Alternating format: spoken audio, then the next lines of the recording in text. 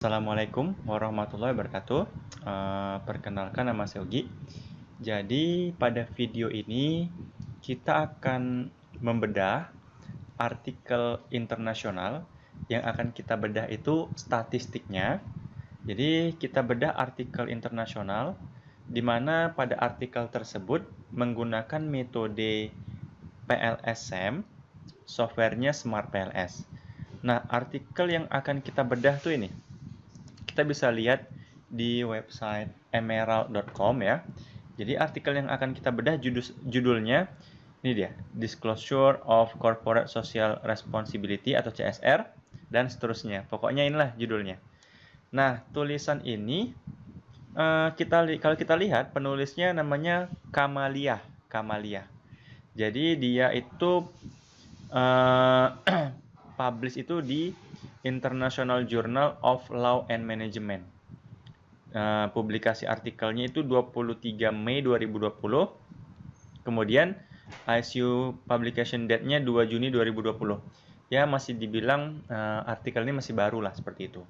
Kalau kita lihat di Skimago ya, jurnal ini terindeks Scopus ya. Ini dia.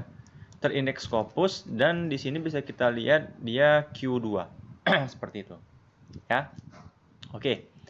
Jadi ini dia artikelnya. Nah, kita mulai membedah artikel internasional ini. Jadi kalau kita lihat, nah seperti inilah model penelitian yang diajukan oleh peneliti tersebut. Kita bisa lihat di sini. Nah, ini dia. Jadi kalau kita lihat di sini, saya langsung ke sini aja. Nah, di sini ada variabel laten atau variabel construct. Jadi CG. Jadi di sini ini saya ringkas ya. Ada CG, di mana CG ini variabel construct memiliki dua indikator. Komisaris audit atau apa gitu ya. Pokoknya sini com audit sama com in. Mungkin komisaris independen ya. Jadi variabel CG, kalau kita lihat CG itu corporate governance ya, CG itu ya. Memiliki dua indikator. Kalau kita lihat juga profitabilitas itu dia menggunakan dua proxy, ROA sama ROE. Nah, untuk CSR sendiri dia hanya menggunakan proxy-nya CSR. Jadi di sini bisa kita lihat model yang peneliti tersebut ajukan ada yang memiliki dua indikator ya, CG, profitabilitas sama FV ini firm value, memiliki dua indikator. Tapi kalau si CSR-nya itu hanya punya satu indikator aja. Ya nggak ada masalah sih. Seperti itu ya. Nah, kemudian dari sini jadi tujuan penelitian ini kalau kita baca di abstrak, tujuan penelitiannya untuk menguji pengaruh corporate governance dan corporate profitability terhadap firm value dengan CSR sebagai variabel intervening. Nah, kita lihat kan si CSR-nya kan memang dia sebagai intervening ya. Dia di tengah-tengah menjembatani CG ke FV dan profitabilitas ke FV. Jadi CSR ini sebagai jembatan lah, atau intervening atau mediator. Seperti itu dia. Nah, ternyata di penelitian ini populasi yang diteliti itu seluruh perusahaan yang terdaftar dalam indeks LQ45. Ini dia. Ini kan? Populasi seluruh perusahaan yang terdaftar dalam LQ45 dan yang diteliti itu dari tahun 2013 sampai 2014. Nah, ini dia. Ini kan di sini the population of this study was all companies listed in the LQ45, LQ45 seperti itu dia.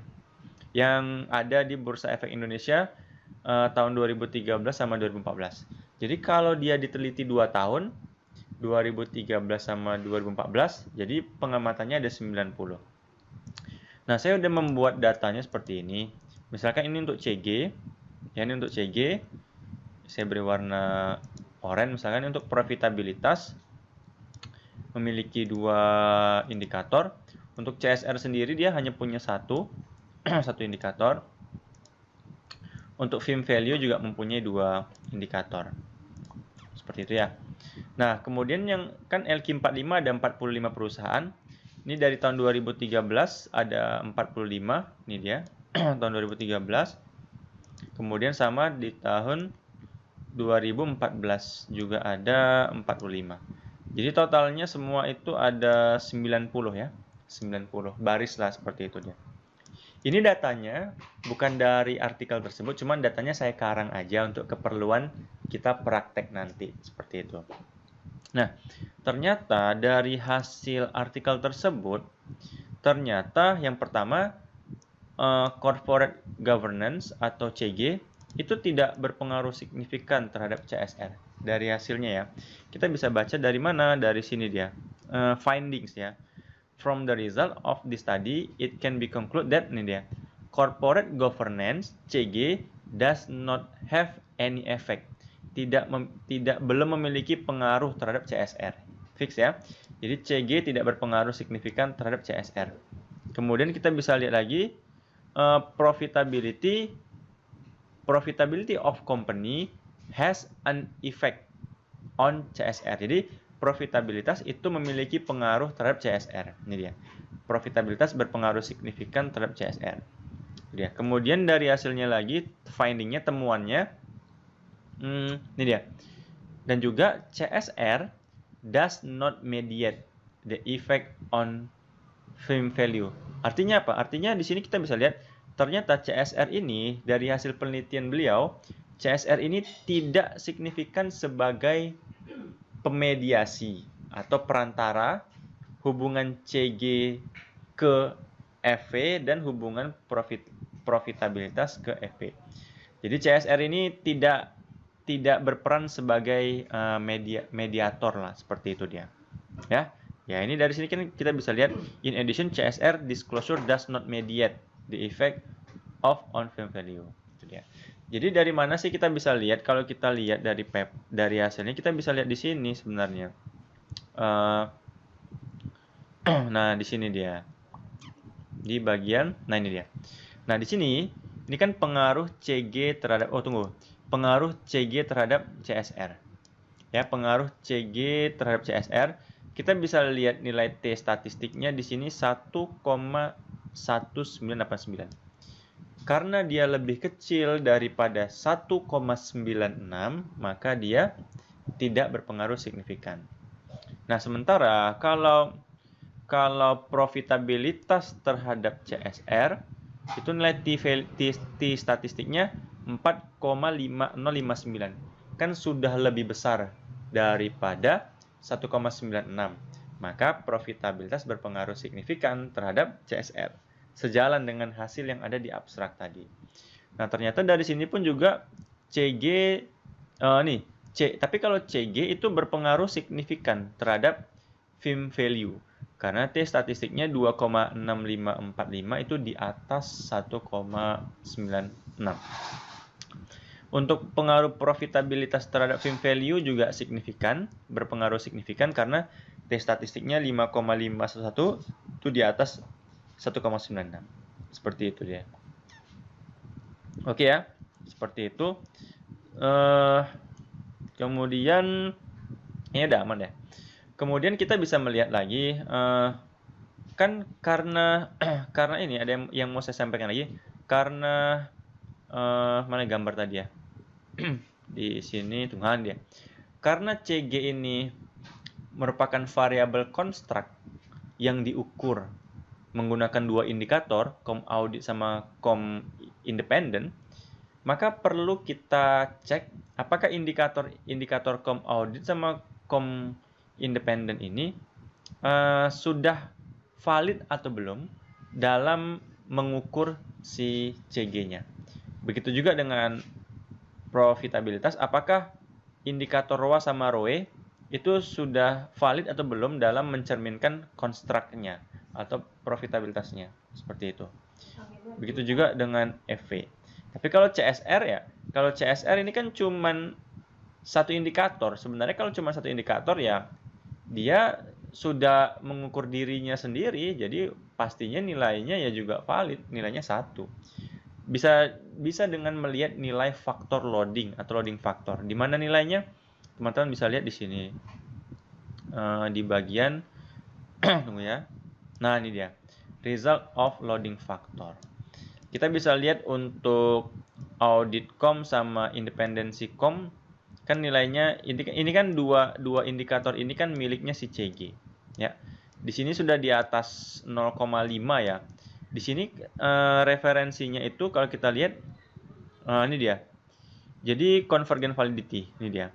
We assess dia bilang kalau seharusnya kan di atas 0,7 tapi boleh juga di antara 0,6 sampai 0,7 atau di atas 0,6 masih tetap valid dia.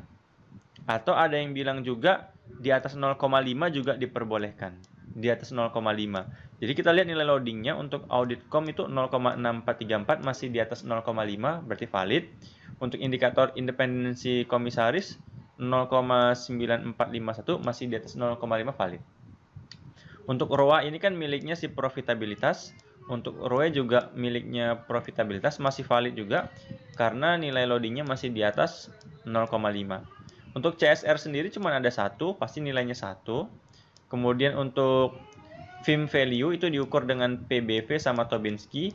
Nilai loading faktornya 0,8742 sama 0,9295. Itu masih di atas 0,5 berarti indikator-indikatornya valid ya, seperti itu dia.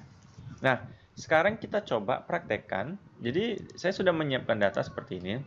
Jadi kalau kita mau praktekkan menggunakan Smart PLS, tunggu, ada yang ketinggalan. Jadi penelitian ini tuh menggunakan metode PLSM nih dia.